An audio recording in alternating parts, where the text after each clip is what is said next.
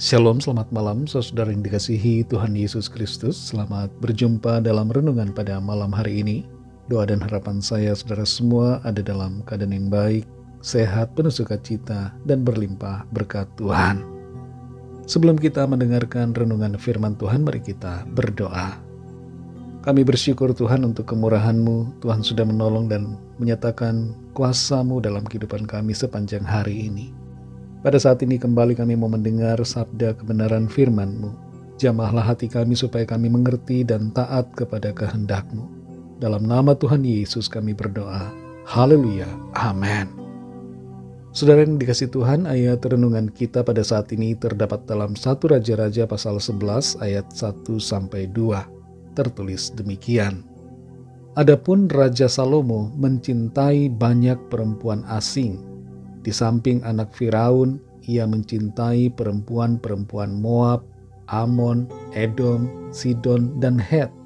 Padahal tentang bangsa-bangsa itu, Tuhan telah berfirman kepada orang Israel, "Janganlah kamu bergaul dengan mereka, dan mereka pun janganlah bergaul dengan kamu. Sebab sesungguhnya mereka akan mencondongkan hatimu kepada Allah-Allah mereka." Hati Salomo telah terpaut kepada mereka dengan cinta. Saudara yang dikasih Tuhan, seorang wanita bersaksi bahwa ia memilih untuk single daripada menikah dengan orang yang tidak seiman. Meskipun ada beberapa pria yang mendekatinya, tapi ia menolak karena kesemuanya bukanlah orang yang percaya. Baginya mengasihi Tuhan lebih penting dan utama.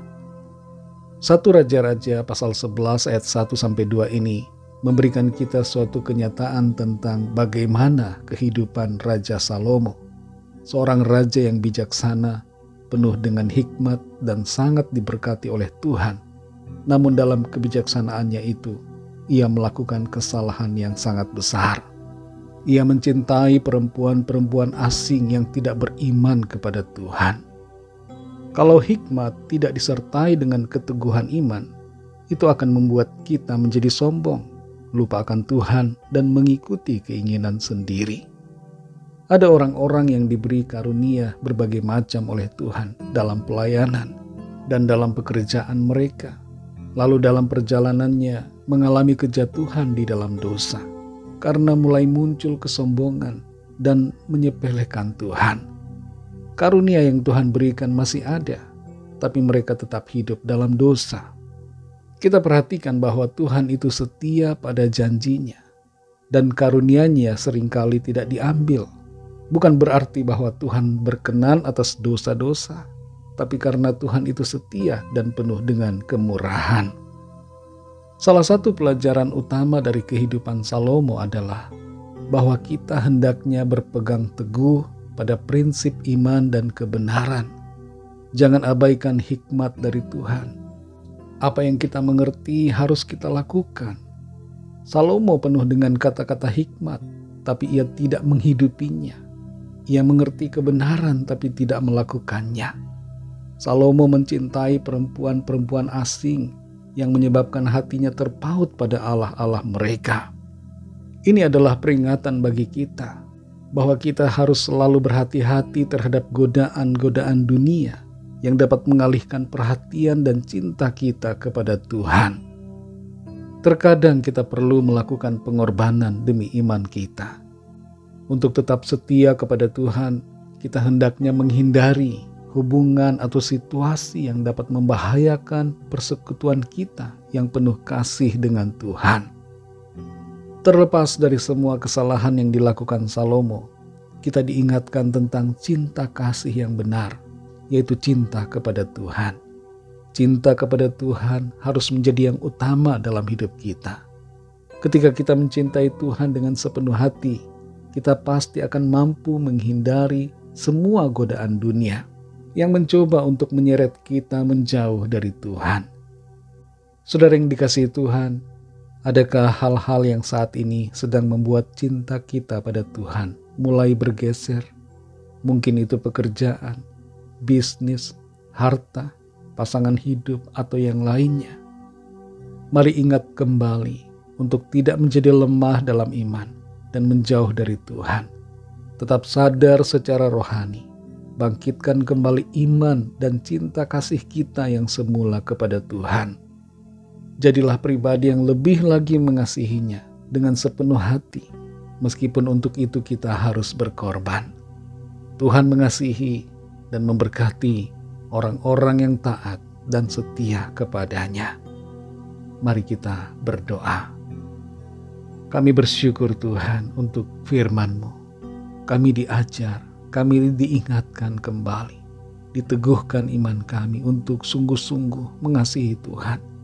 Kami akui bahwa seringkali ada begitu banyak godaan di dalam dunia ini, dalam keseharian kami, yang mencoba untuk menyeret dan menjauhkan kami daripada-Mu. Tapi kami sadar saat ini, firman-Mu mengingatkan kami bahwa cinta kepada-Mu adalah yang utama, yang terpenting dalam hidup kami. Kuatkan hati kami Tuhan, supaya kami tidak terpikat dengan cinta-cinta yang ada di dunia ini. Tapi hati kami selalu terpaut kepada-Mu, kagum dan mengasihi Tuhan selalu. Terima kasih untuk kebenaran firman. Ampuni kami akan dosa kesalahan kami, dan tuntun kami selalu dalam jalan-jalan-Mu. Malam ini kembali kami mau beristirahat. Kami mohon berkat perlindungan Tuhan atas setiap kami. Lindungi kami dengan kasih dan kuasa-Mu. Berikan kami tidur yang nyenyak di sepanjang malam ini, dan bangunkan kembali besok pagi dengan kekuatan yang baru. Tubuh yang sehat diberkati Tuhan. Kami membawa setiap pergumulan kami masing-masing kepada-Mu. Kami mohon lawatan Tuhan atas setiap kami. Yang sakit disembuhkan, yang lemah dikuatkan, yang susah dihiburkan, yang putus asa diberi semangat baru, yang terikat terbelenggu dosa dan kuasa kegelapan dilepaskan dan diberikan kemenangan, dan yang sedang dalam masalah persoalan diberikan jalan keluar yang ajaib. Mujizat Tuhan nyatakan. Berkatilah bangsa dan negara kami Indonesia, juga semua bangsa di dunia ini.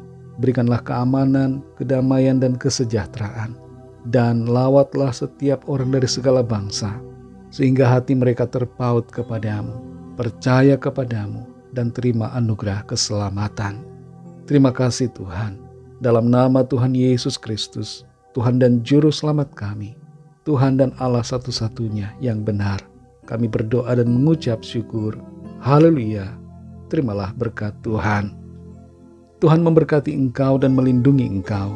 Tuhan menyinari engkau dengan wajah-Nya dan memberikan kasih karunia. Tuhan menghadapkan wajah-Nya kepadamu dan memberikan damai sejahtera.